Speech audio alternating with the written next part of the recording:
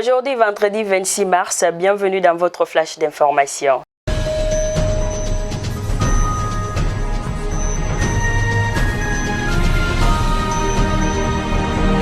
Le Mali célèbre aujourd'hui, vendredi 26 mars 2021, le 30e anniversaire de l'avènement de sa démocratie, une occasion pour non seulement faire le bilan des années passées des pratiques démocratiques, mais aussi d'analyser les différentes perspectives qui s'offrent au peuple malien pour repenser les systèmes en place.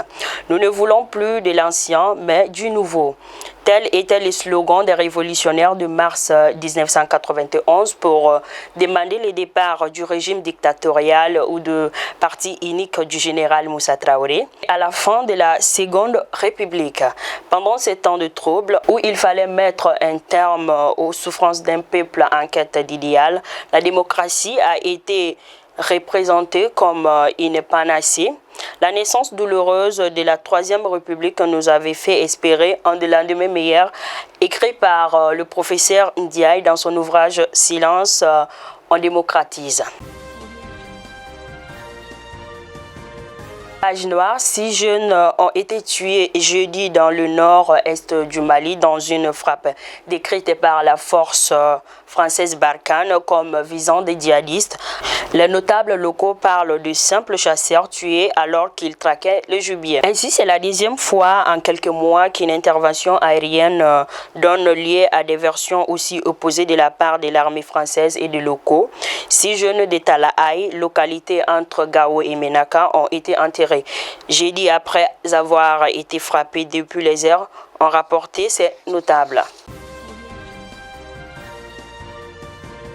Des retours du championnat d'Afrique des Nations CHAN, édition 2021, dissipé du 16 janvier au 7 février dernier au Cameroun, où ils sont arrivés finalistes. Les aigles locaux ont été réussis par son Excellence Bandao, président de la transition, ce jeudi 25 mars dans la salle des banquets au palais de Koulouba. La présentation au chef de l'État de l'équipe nationale des locaux a fait l'objet d'une cérémonie très sobre, ponctuée par les sonorités ambiantes de la troupe des supporters qui sont venus rehausser l'éclat de la cérémonie. Page noire encore, hier aux environs de 19h, le poste de police de Médina-Koura à Mopti a fait l'objet d'attaques d'hommes armés. Selon des sources locaux contactées, cette attaque a été opérée par des individus armés non identifiés. Après leur forfait, ils ont rebroussé chemin. Le bilan provisoire donné serait de 2 policiers tués et 2 autres blessés. Nous présentons nos sincères condoléances aux familles des défunts et souhaitons prompt rétablissement aux blessés. Nous recommandons aux populations d'être prudents et vigilants. Attirés dans les cercles de Yorosso où les agents du programme Benso enlevés, il s'agit bien de 2 chauffeurs et de 4 médecins, tous ophtalmologues venus de Sikasso, Bougouni et de Bamako, qui ont été libérés le 18 mars, mais délestés de tous leurs biens. Selon des témoins, les 4 médecins ainsi que les 2 chauffeurs ont été enlevés dans l'enceinte de la mairie de Thierry lors d'une séance de débriefing. L'équipe a été surprise par les ravisseurs à moto qui ont encerclé la mairie dès 7 heures, rapportent des sources concordantes.